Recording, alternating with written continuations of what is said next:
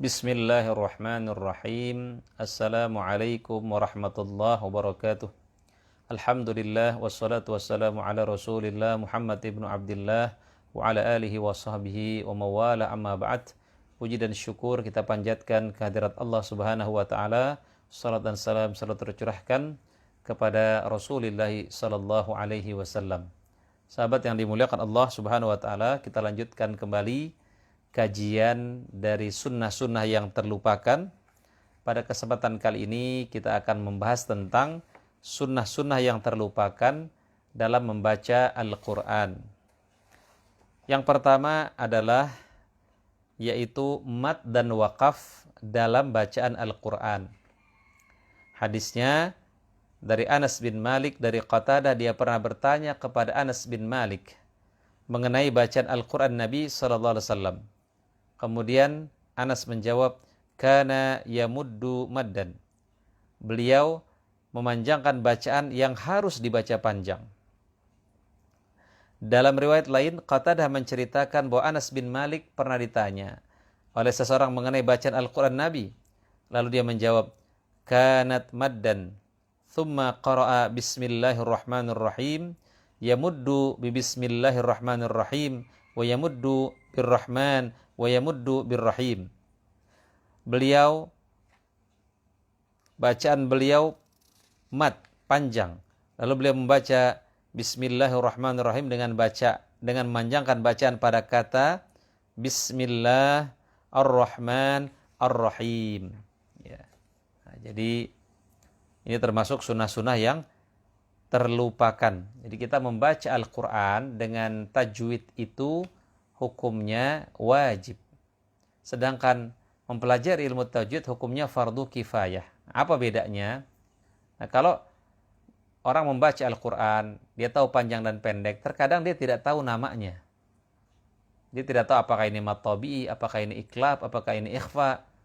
Tetapi mengetahui hukum-hukumnya seperti ini ikhfa, ini iklab, ini idgham, ini adalah fardu kifayah. Ya, sehingga membaca Al-Quran dengan tajwid hukumnya wajib. Ya. Sedangkan bagi seorang muslim yang dia belum mampu untuk membaca Al-Quran dengan baik, bukan berarti dia meninggalkan bacaan Al-Quran, dia meninggalkan tilawah, tidak. Karena salah dalam membaca Al-Quran, ya, itu tidak berdosa. Ya. Kata Nabi, orang yang pandai membaca Al-Quran bersama malaikat yang mulia. Dan orang yang terbata-bata membaca Al-Quran, ya, maka dia mendapatkan pahala 2 kali, pahala membaca Al-Quran dan pahala sulitnya membaca Al-Quran. Tetapi kalau dia sudah mengetahui hukum-hukumnya, wajib baginya membaca dengan tajwid. Ya. Nah, sahabat yang dimuliakan Allah Subhanahu wa ta'ala. Kemudian hadis yang selanjutnya, kana Rasulullah sallallahu alaihi wasallam yuqatti' bi qiraatihi yaqulu alhamdulillahi rabbil alamin thumma yaqif ar-rahman ar-rahim thumma yaqif wa kana yaqra'uha maliki yaumiddin. Rasulullah memotong-motong bacaan Al-Quran. Beliau membaca alhamdulillahi rabbil alamin, kemudian berhenti. Lalu membaca ar-rahman ar-rahim, kemudian berhenti. Lalu membaca maliki yaumiddin. Dalam redaksi Abu Daud, beliau memotong-motong, ya, bacaan Al-Quran ayat demi ayat. Nah, ini juga salah satu sunnah-sunnah yang terlupakan. Ya, terkadang orang ingin bacanya cepat. Jangan. Baca Al-Quran itu dengan tartil. Waratilil Qur'ana tartila. Bacalah Al-Quran dengan tartil. Bismillahirrahmanirrahim. Alhamdulillahi rabbil alamin. Ar-Rahmanir-Rahim.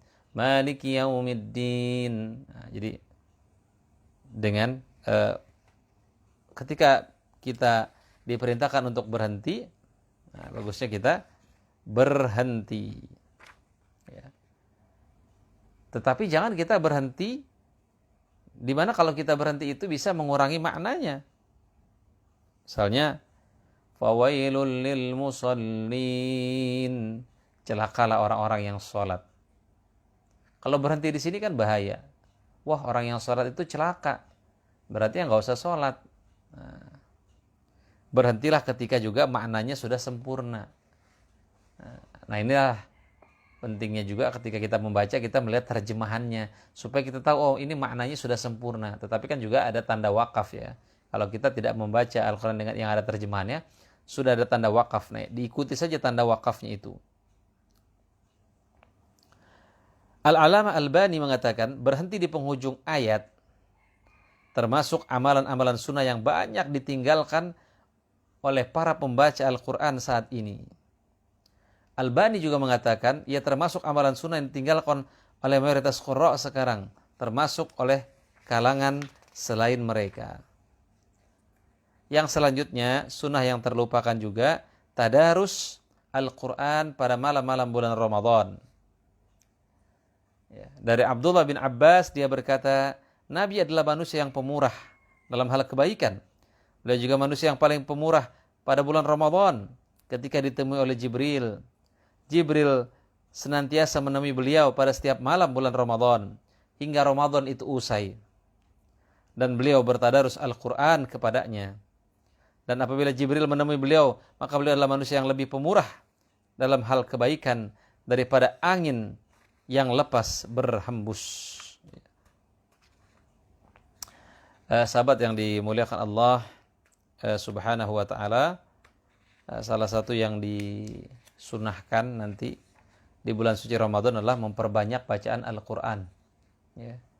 Al-Imam Asy-Syafi'i bisa 60 kali menghatamkan Al-Quran di bulan suci Ramadan. Maka bagi yang setiap bulannya sudah hatam sekali, di bulan Ramadan ini bisa 2 kali. Yang tahun kemarin 2 kali bisa 3 kali. Ya. Ibnu Bas mengatakan ya, bahwa mempelajari Al-Quran pada malam hari lebih utama daripada waktu siang. Karena Nabi dan Jibril bertadarus saat hari sudah malam. Telah dimaklumi pula bahwasanya malam hari dapat membantu seseorang untuk menyatukan hati dan mengkonsentrasikannya dengan lebih cepat. Di samping manfaat yang lain lebih mudah didapatkan daripada siang hari. Ya, jadi mungkin ketika kita membacanya di malam hari itu bisa lebih menyentuh, ya. Karena mungkin malam hening, ya. Tetapi apakah boleh membaca Al-Quran di pagi hari? Ya silahkan. Inna Qur'anal fajri kana mashhuda.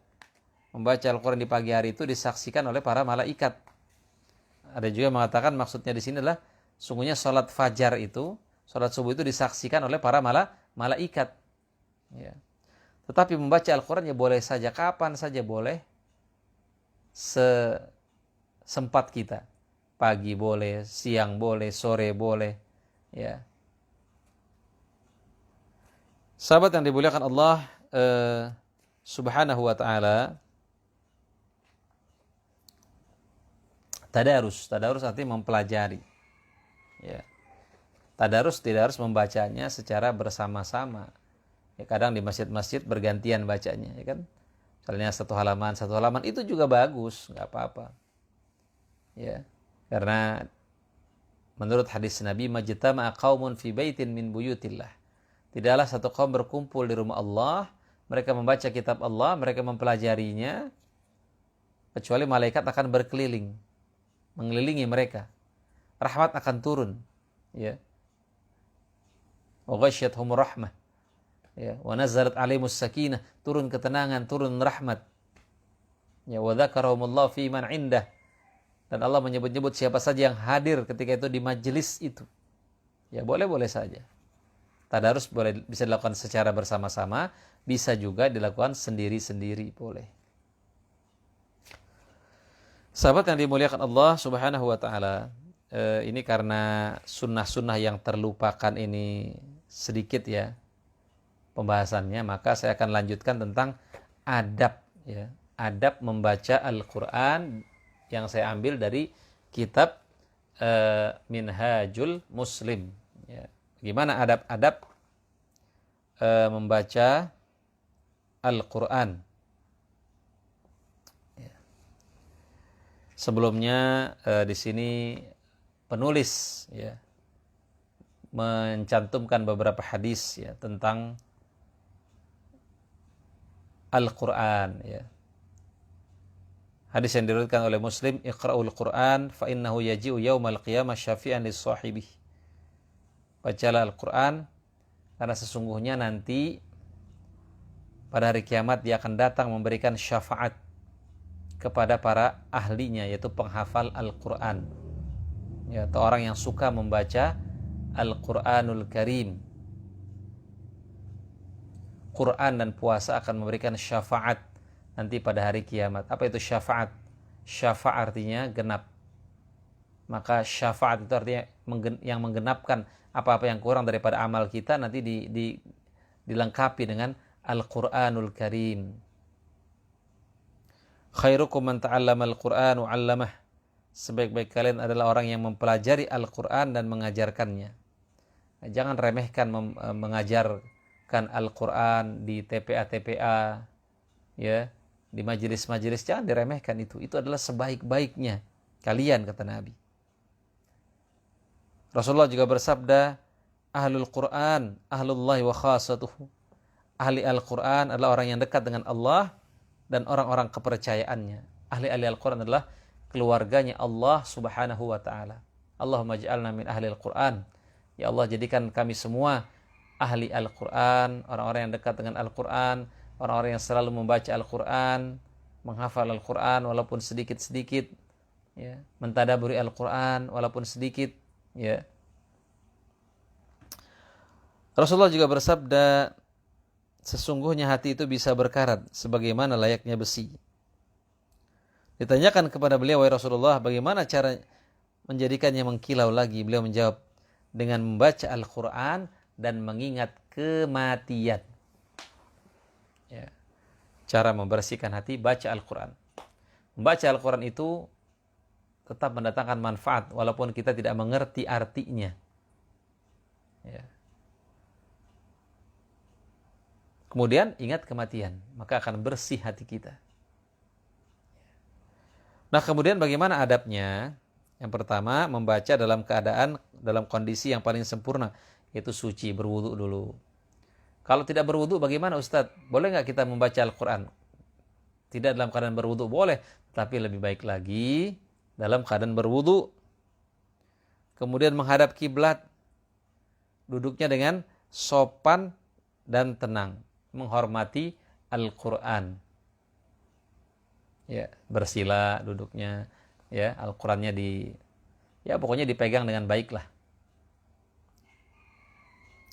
Yang kedua, membacanya dengan tartil, artinya apa? Perlahan-lahan dan tidak tergesa-gesa. La tuharrik bihi lisanaka lita'jala bih. Itu peringatan Allah kepada Nabi Muhammad. Jangan kamu gerakkan jangan kamu gerakkan lidah kamu untuk segera membacanya. Ya.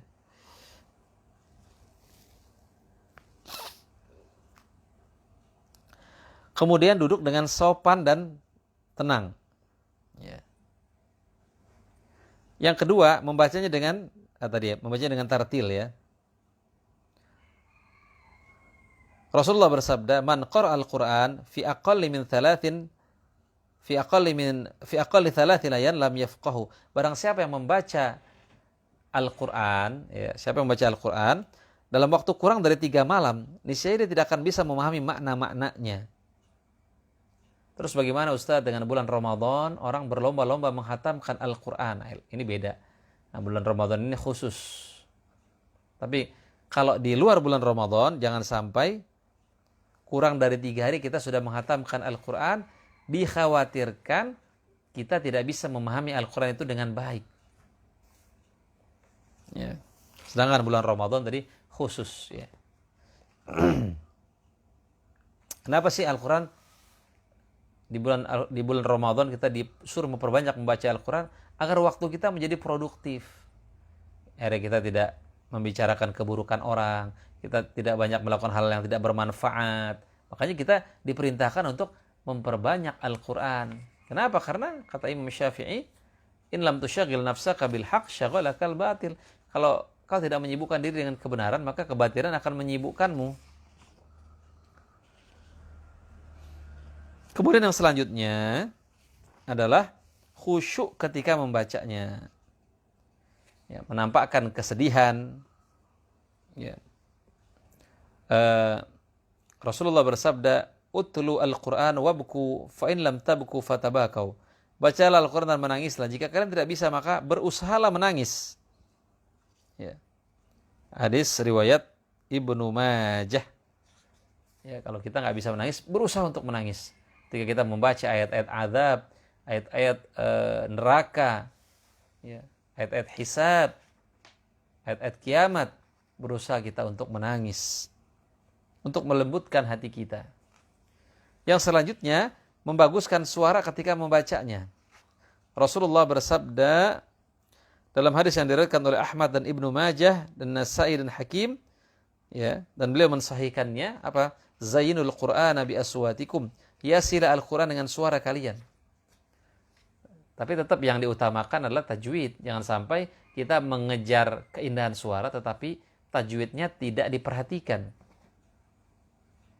Ya. Kemudian sabda beliau juga, ma'adzina lillahi li syai'in ma'adzina lin nabi yataghanna bil Qur'an. Allah tidak mendengarkan sesuatu sebagaimana dia mendengarkan nabinya melakukan Al-Quran. Ya, boleh. Yang penting lagamnya itu cocok ya. Jangan sampai pakai lagam Jawa atau pakai lagam Sunda. Tidak cocok. Al-Quran ini kan bahasa Arab. Maka lakukanlah dengan cara-cara orang Arab dalam membacanya. Sama saja ketika kita melakukan lagu Indonesia Raya dengan lagam Arab. Itu kan nggak cocok juga. Ada orang juga yang melakukan Al-Quran, membaca Al-Quran dengan lagu-lagu dengan gaya-gaya Nasrani, ini juga tidak dibenarkan. Ya. Biluhunil Arab. Quran ini kan bahasa Arab. Inna anzalna Qur'anan Arabiyyan. Sungguhnya kami turunkan Al-Quran dengan bahasa Arab. Maka lagunya juga harus pakai lagu Arab. Gaya-gaya orang Arab. Karena Al-Quran ini memang bahasa Arab. Ya.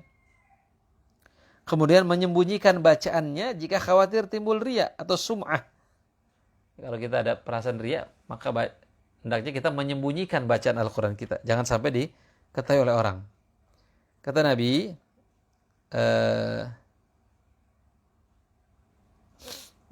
diriwayatkan oleh Abu Daud, ya, al-jahir bil Quran kal jahir bis sadaqah. Orang yang mengeraskan bacaan Al-Quran itu seperti orang yang menampakkan terang-terangan sedekahnya. Ya. Tapi kalau dia ingin memotivasi, niat dia membaca itu untuk memotivasi, silahkan, ahlan wa sahlan. InsyaAllah dia juga mendapatkan pahala. Mandala ala khair falahu mithlu ajri fa'ilih. Barang siapa yang menunjukkan orang pada kebaikan, maka dia akan mendapatkan pahala seperti orang yang melakukannya. Kemudian yang selanjutnya, membacanya dengan merenungkannya, memikirkannya, dengan tadabbur. Afala yatadabbaruna al-Qur'an am ala qulubin aqfaluha. Tidakkah mereka mentadabburi Al-Quran atau di hati mereka ada gembok-gemboknya? Sehingga itu membuat mereka sulit untuk memahami Al-Quran. Kemudian, hendaknya ketika dia membaca, ia tidak termasuk orang yang lalai dan menyelisihinya. Dia membaca tentang riba, tetapi dia melakukan riba. Dia membaca tentang ayat zina, tapi dia pelaku zina. Ini apa yang kata Nabi? Kamtadin lil Quran wal Qur'anu yal'anuh. Berapa banyak orang membaca Al-Quran, tetapi Al-Quran melaknatnya. Kenapa? Karena dia tidak menjalankan, dia tidak melaksanakan apa yang diperintahkan oleh Al-Quran. Kemudian yang selanjutnya, berusaha semaksimal mungkin untuk meneladani sifat-sifat ahli Al-Quran, yaitu penghafal Al-Quran. Ya. Berusaha untuk mengamalkan. Sebagaimana Abdullah bin Mas'ud pernah berkata, seyogyanya seorang qari, orang yang gemar membaca Al-Quran, ia dikenal dengan menghidupkan malamnya dengan salat malam. Ahli Quran itu suka salat tahajud. Ya. Ketika orang terlelap tidur, menyemarakan siang harinya dengan puasa. Ketika manusia asik makan dan minum, menghiasi hari-harinya dengan ratapan tangis. Ketika manusia larut dalam canda dan tawa. Dengan kewaraannya, ketika manusia mencampurkan antara yang hak dengan yang batil, dan yang haram dengan yang halal. Dengan diamnya, ketika manusia tenggelam berbincang-bincang dengan kekhusyuannya di dalam salat. Ketika manusia merusaknya dengan kesedihannya. Ketika manusia bergembira ria. Muhammad bin Ka'ab berkata, dahulu kami mengenal qari Al-Quran itu pucat warna kulit mukanya, yang menunjukkan sering bergadang malam dan panjang tahajudnya. Wahib bin Al-Warad berkata, pernah dikatakan kepada seseorang, mengapa kamu tidak tidur? Ia menjawab, sungguhnya keajaiban-keajaiban Al-Quran telah menyirnakan tidurku. Jamaah yang dimuliakan Allah Subhanahu wa taala, itulah adab-adab terhadap Al-Quran. Dengan kita beradab kepada Al-Quran, insyaallah kita akan mendapatkan keberkahan dari Al-Quranul Karim. Itu saja mungkin yang bisa saya sampaikan. Kurang lebihnya mohon maaf. Kita tutup dengan doa kafaratul majlis. Subhanaka Allahumma bihamdika asyhadu an la ilaha illa anta astaghfiruka wa atubu ilaik. Assalamualaikum warahmatullahi wabarakatuh.